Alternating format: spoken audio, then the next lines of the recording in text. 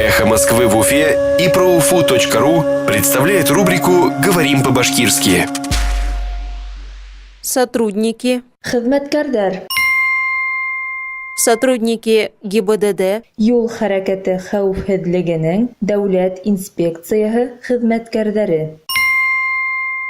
Сотрудники ГИБДД. Юл хәрәкәте хәвефһезлегенең дәүләт инспекцияһы хезмәткәрләре. В Башкирии сократят более 100 сотрудников ГИБДД. Башкортостанда 100дән ашу юл хәрәкәте хәвефһезлегенең дәүләт инспекция хезмәткәрләре кыскартылачак.